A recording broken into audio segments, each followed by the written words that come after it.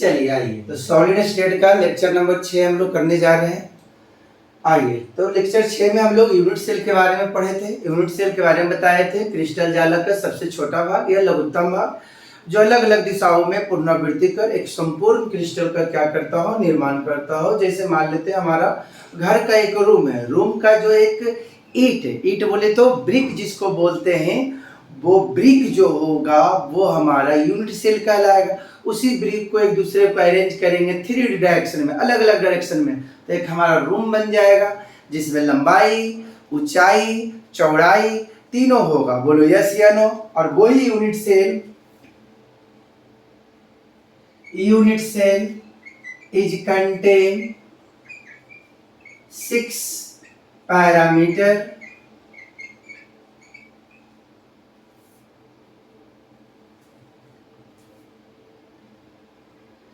3 वो एजेज रखेंगे, 3 वो किनारा और 3 वो एंगल्स रखेंगे। 3 वो एंगल्स, एजेज को मानते हैं ए बी सी, एंगल को माना जाता है यहाँ पर अल्फा बीटा गामा। जैसे मान लेते हैं यहाँ पर एक छोटा सा फिगर बना लेते हैं, हम लोग फिगर बना लेते हैं, एक छोटा सा बना लिए फिगर सर। तो ये हमारा मान लेते हैं कि यूनिट सेल है। तो अगर हम इसको मान लेते हैं ए, तो इसको मान लेते हैं बी, इसको मान लेते हैं सी, इसको मान लेते हैं अल्फा, इसको मान लेते हैं बीटा, इसको मान लेते हैं गामा। तो याद रखना हमारा जो एकक कोशिका होता है वो कितना पैरामीटर रखता है, 6 पैरामीटर रखता है। 3 वो एजेज, किनारे जिसको कहते हैं, किनारे साइड बोल सकते हैं, और 3 एंगल कोनों। तो एजेज में हम लोग लेंगे ए बी सी, और एंगल में हम लोग मारेंगे अल्फा बीटा गामा, और एक दूसरे के परपेंडिकुलर होंगे। एक दूसरे के क्या होंगे? परपेंडिकुलर होंगे। परपेंडिकुलर 90 डिग्री एक दूसरे के होंगे, है ना, एक दूसरे के लंबवत होंगे कह सकते हैं। तो इनको स्क्रीनशॉट लीजिए, फिर और कुछ बातें बताएंगे। आज छोटे छोटे बातें सीखना है, लेकिन हाँ बहुत ही इंपॉर्टेंट बातें हैं।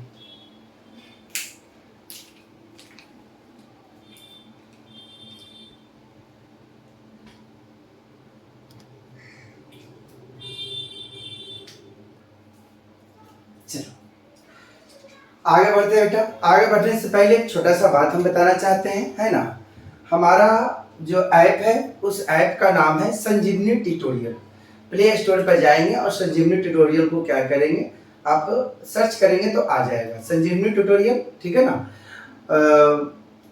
आप चाहे तो आप परचेज कर सकते हैं, है ना। बैच आपको आई थिंक 25 सितंबर को चालू होगा। ध्यान से देखना, थोड़ा सा उसके बारे में 2 मिनट हम चर्चा करते हैं।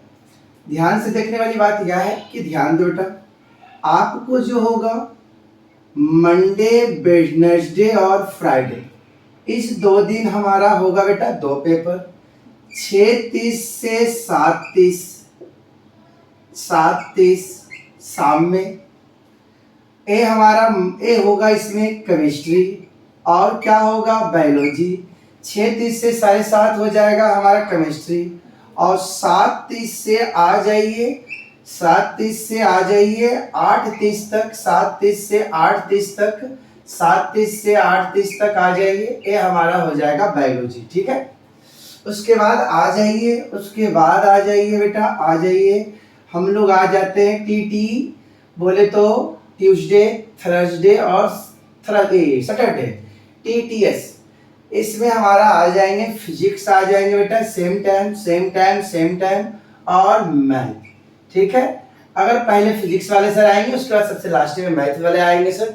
इससे क्या होगा कि आपका 2-2 घंटा क्लास भी चल जाएगा और ज़्यादा प्रेशर भी नहीं होगा। हम लोग ने फिर सोचा कि 4 घंटा बच्चा पॉसिबिलिटी नहीं बनता है, तो क्यों नहीं अल्टरनेट हम लोग क्लास कर देते हैं। अल्टरनेट में होगा कि बच्चा 2 पेपर को एक दिन में बहुत ही बेहतरीन पढ़ाई करेगा, फिर बिहान को उस पेपर को बढ़िया से कंप्लीट करके आएगा, तो बिहान होकर मैथ पढ़ लेगा, फिजिक्स पढ़ लेगा, फिर उसके बिहान होकर फिर इस तरह का हमने किया आपको बेटा शुरू से लेकर के, मतलब जो इनिशियल आपका फुल्ली कहने का मतलब यह कहा जा सकता है कि आपको मतलब इसमें केवल तैयारी किया जाएगा, एनसीईआरटी को किया जाएगा और प्योर बोर्ड एग्जाम को लेकर किया जाएगा। कोई फालतू इधर उधर नहीं, सिर्फ आपका 10+2 का ही सवाल किया जाएगा, पीडीएफ डाल दिया जाएगा, है ना। केमिस्ट्री रामा क्लासेस का जो है आपका सब चीज़ उस पर मैसेज आ जाएगा। ऐसे पर्सनल संजीवनी ट्यूटोरियल का भी सब किया जाएगा। और बहुत ही कम है, खासकर वो बच्चे जो कहने का मतलब है कि जिनका पढ़ाई कोई ना कोई कारणवश ड्रॉप हो गया,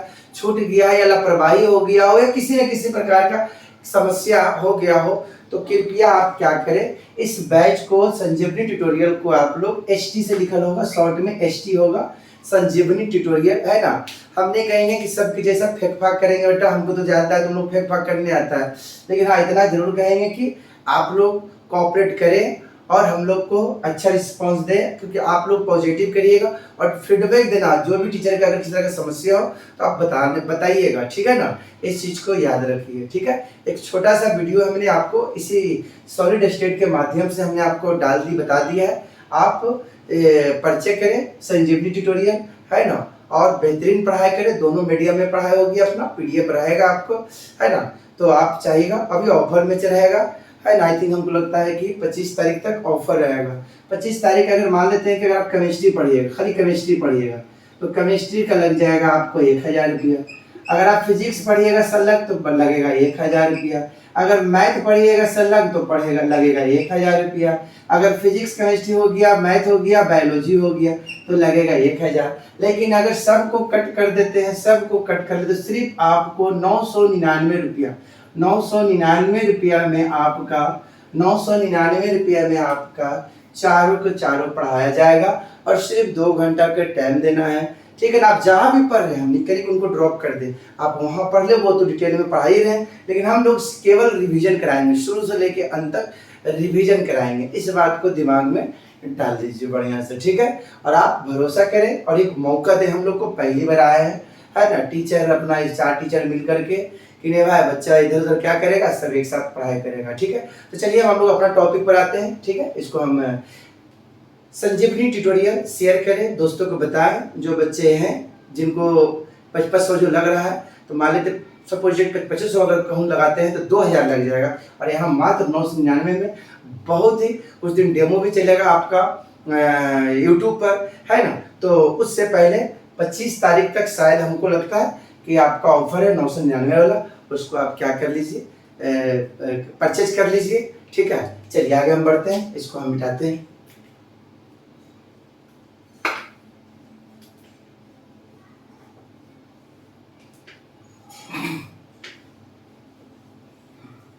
बाकी हम लोग टीचर एक साथ चारों को चारों आएंगे और आपको मोटिवेट करेंगे, इंस्पायर करेंगे, है ना। ये चीज़ जान लीजिए। उसके बाद हर तरह से संतुष्ट हो जाइए, ठीक है। एक पेपर पर मात्र आपको पड़ रहा है 250 रुपया, ठीक है। और वो 250 रुपया कोई ना कोई चीज़ में बेटा बर्बाद कर देते हो, तो बस थोड़ा सा हिम्मत कर लो और अपना 400 रुपये 4 महीना जो भी है आप अपना दे दीजिए, ठीक है। इस चीज़ को दिमाग में डाल लीजिए, है ना। हम बार बार एक ही चीज़ आप लोग को बोलते हैं बेटा, है ना, कि पढ़ाई वो शेरनी का दूध है, जो पिएगा वही दहाड़ेगा। चलिए आगे हम लोग स्टार्टिंग करते हैं, ठीक है। तो हम लोग बात कर रहे थे यूनिट सेल हमारा जो होगा 6 पैरामीटर रखेगा, 6 एजेज रखेंगे, ऐसे 3 एजेज रखेंगे और 3 क्या रखेंगे, एंगल्स रखेंगे। कुछ और बात को याद रखना, नोट में हम लोग को काम देगा। एक यूनिट सेल आपसे पूछेगा बेटा कि हमारे जो यूनिट सेल होते हैं बेटा, मान लेते हैं हमने ले लिया यूनिट सेल के रूप में क्यूबिक यूनिट सेल, हमने ले लिया बेटा यहाँ पर cubic unit cell, cubic unit cell हमने ले लिया, क्यूबिक यूनिट सेल ले लिया हमने, क्यूबिक यूनिट सेल ले लिया हमने। तो हमने बोला कि किसी भी यूनिट सेल में पूछेगा कॉर्नर की संख्या बताएं, number of corners, number of corners, number of corners. तो कोई पूछेगा नंबर ऑफ कॉर्नर्स, कोनों की संख्या, कॉर्नर्स मतलब कोनों, कोनों की संख्या, कोनों की संख्या। तो देख लो बेटा कितना कोना बन रहा है, 1 2 3 4 5 6 7 और क्या हो गया 8। ये टोटल कितना कॉर्नर हो गया बेटा 8। तो कॉर्नर की संख्या पूछेंगे तो कितना बताना है बेटा 8। पूछेगा नंबर ऑफ बताओ faces, number of faces, faces मतलब फलकों या फलक कह सकते हैं, है ना, फेसेस। तो कितना फेस होगा, तो देख लो बेटा ये हमारे पास एक क्यूबिक यूनिट सेल है बेटा, एक क्यूबिक यूनिट सेल है, इसमें देख लो कि कितना फलक होता है, गिनो।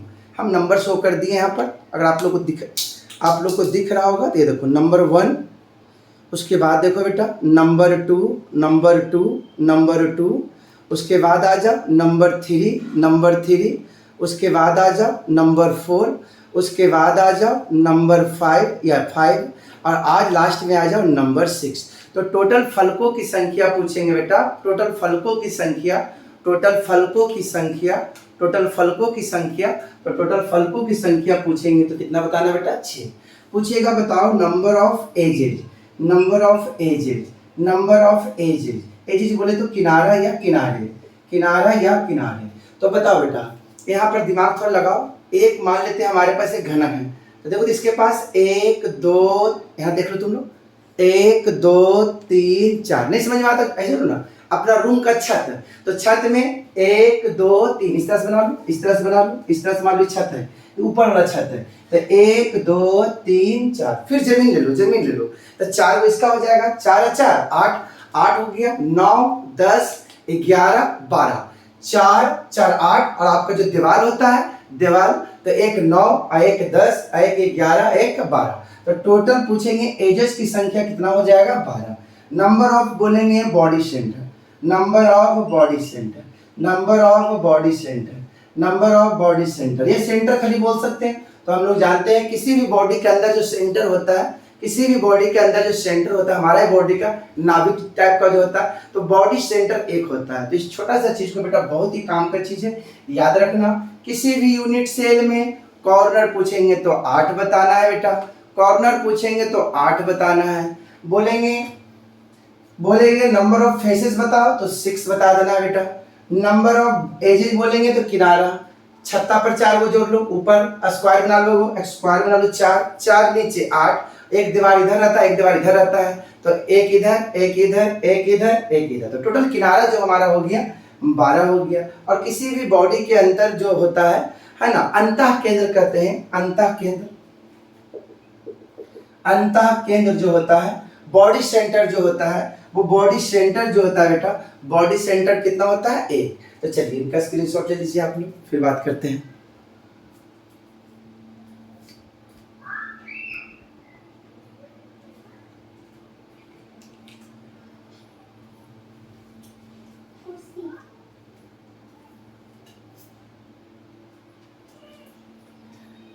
आइए अगला, आइए अगला, कंट्रीब्यूशन ऑफ यूनिट सेल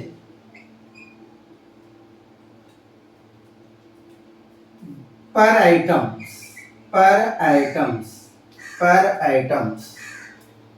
चलिए मेरे को क्या करना है कि जो हमने अभी बनाया था क्यूबिक यूनिट सेल,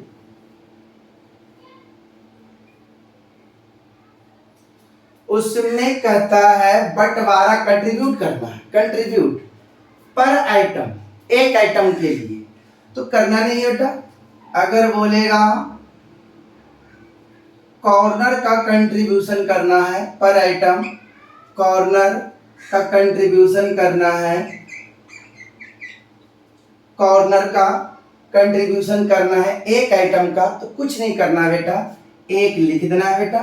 और टोटल कॉर्नर की संख्या भी हम जस्ट बताएं, कॉर्नर की संख्या कितना होता है 8, तो एक बटा क्या कर देना है 8। तो जब भी कॉर्नर का बांटना है पर आइटम का, तो 1/8।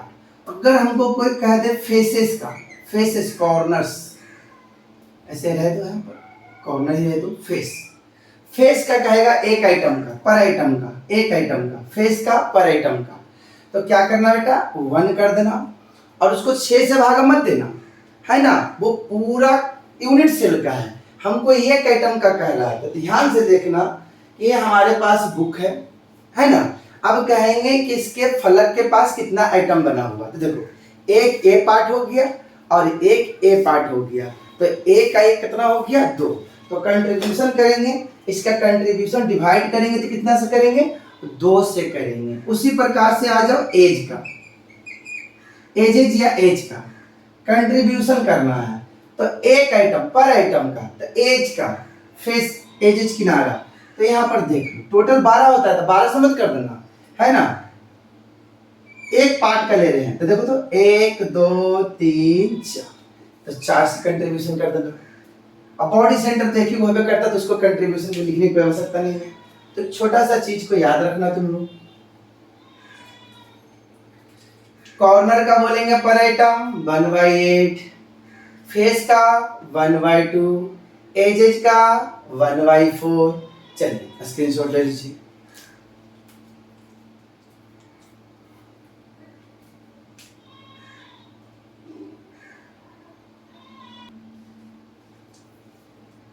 चलिए ध्यान दीजिएगा, क्या करा है, क्लासिफिकेशन ऑफ यूनिट सेल, एकक कोशिका का वर्गीकरण। एकक कोशिका का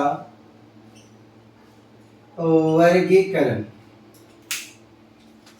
इनको दो भाग में बांटा गया, एक प्रिमिटिव यूनिट सेल या उसी का दूसरा नाम याद रखना सिंपल यूनिट सेल, साधारण साधारण या फिर आद।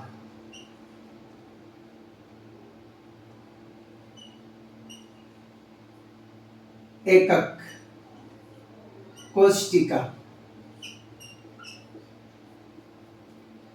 कहता है प्रिमिटिव यूनिट सेल या सिंपल यूनिट सेल किसे कहते हैं। तो बहुत ही सिंपल, बहुत ही सरल। सिंपल एक वर्ड में बोल देना है, ठीक है। हिंदी कहे तो हिंदी लिखा देंगे, लेकिन पहले समझ लो, पहले समझ लो।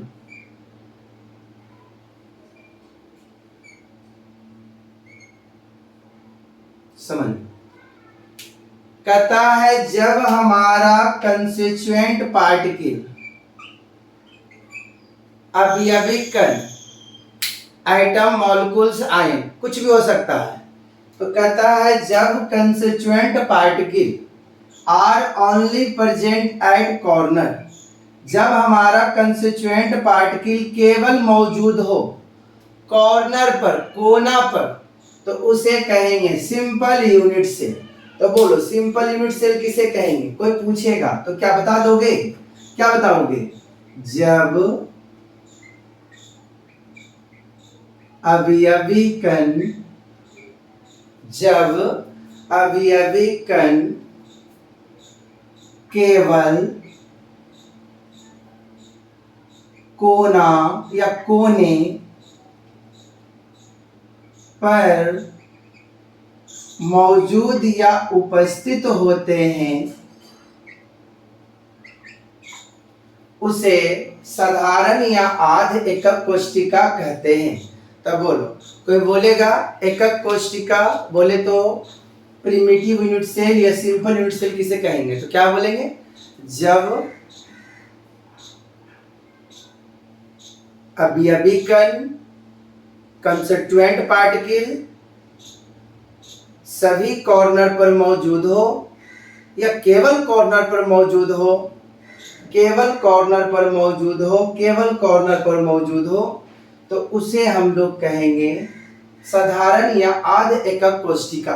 अब आ जाओ, दूसरा आ गया सर सेंटर्ड, बोले तो केंद्रित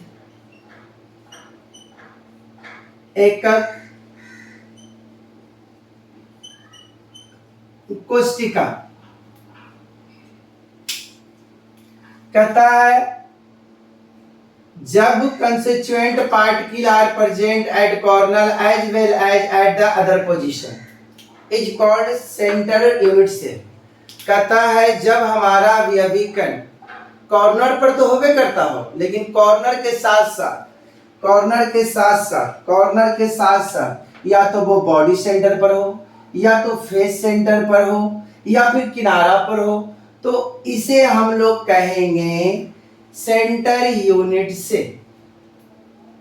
जब अवयवी कण कोना पर मौजूद तो होता हो, कोना के साथ साथ दूसरे पोजीशन पर भी मौजूद होता हो, eight the other position present कर सकते हैं, तो उसे हम लोग कहेंगे सेंटर यूनिट सेल। तो लिख देते हैं इसको भी हिंदी, यहां पर लिख देते हैं, मैनेज कर लेना तुम लोग। जब अवयवी कण कोने के साथ साथ दूसरे स्थान पर भी उपस्थित रहता हो उसे केंद्रित एकक कोष्ठिका कहेंगे। तो बोलो जल्दी सुन, कोई बोलेगा केंद्रित एकक कोष्ठिका किसे कहते हैं, तो क्या बता पाओगे तुम लोग?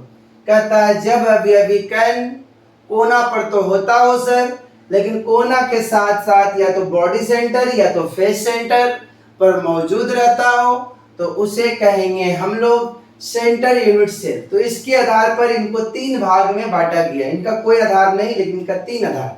पहला बॉडी सेंटर यूनिट सेल, दूसरा फेस सेंटर यूनिट सेल और तीसरा एंड सेंटर यूनिट सेल। तो बारी बारी से दिखाते हैं इसको, पहले इनका स्क्रीनशॉट ले लें।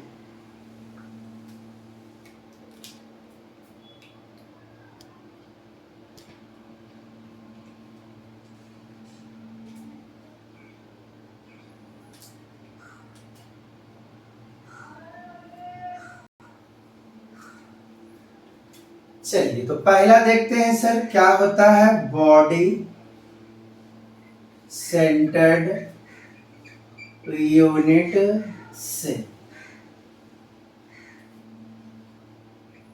अंतः केंद्रित एकक कोष्ठिका। कहता है when constituent particle atoms molecules या ions are present at corner as well as body center. Body center is called body centered unit cell। कहता है जब अवयवी कण परमाणु अणु या आयन, जब अवयवी कण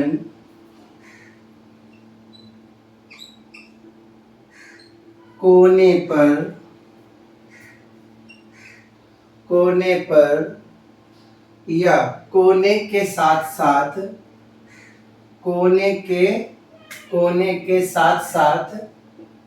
के साथ कोने के साथ अंतः केंद्र पर उपस्थित रहते हैं उसे बॉडी सेंटर्ड यूनिट सेल कहते हैं। ये हिंदी लिख दी है, अंतः केंद्रित एकक कोष्ठिका कहते हैं। समझना सब मिलके।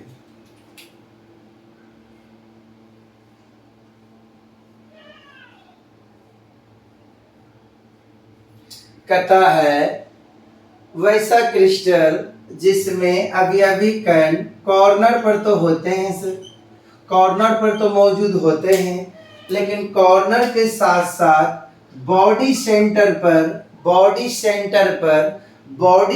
पर मौजूद होते हैं तो उसे हम लोग कहते हैं बॉडी सेंटर यूनिट सेल। तो कोई बोलेगा बॉडी सेंटर यूनिट सेल किसे कहते हैं, तो बोलेंगे कि जब अवयवी कण कॉर्नर के साथ साथ बॉडी सेंटर पर भी मौजूद होता हो तो उसे अंतः केंद्रित एकक कोष्ठिका कहते हैं। चलो स्क्रीनशॉट ले लो फटाफट तेजी से, फिर दूसरा हम लोग लिखते हैं। चलो फटाफट स्क्रीनशॉट ले लो। चलो यहां पर अगला आ जाओ।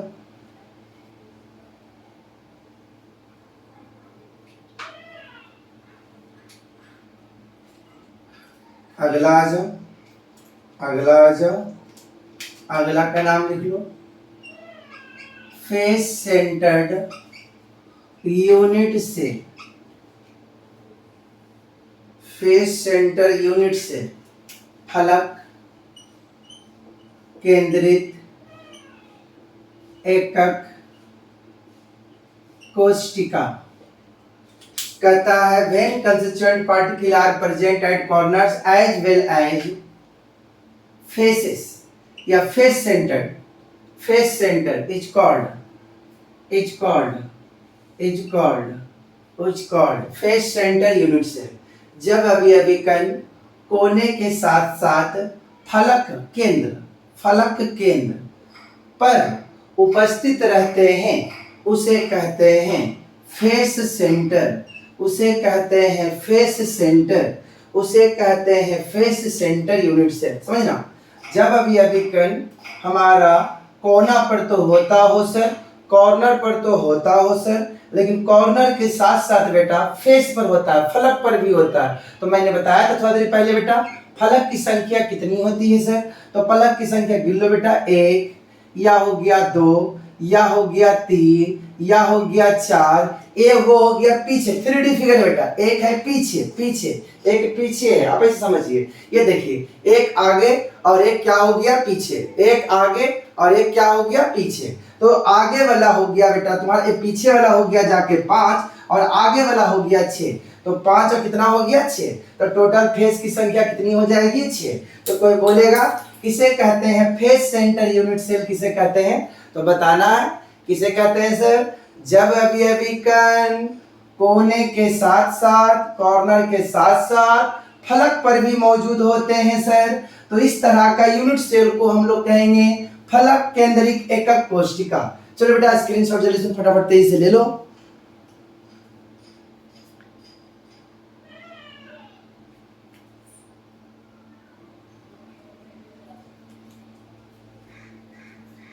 चलो तीसरा देखना, तीसरा क्या करा, एंड सेंटर यूनिट सेल, अंत केंद्रित एकक कोशिका किसे कहेंगे सर, तो कहता है सभी कॉर्नर पर तो होना ही चाहिए सर,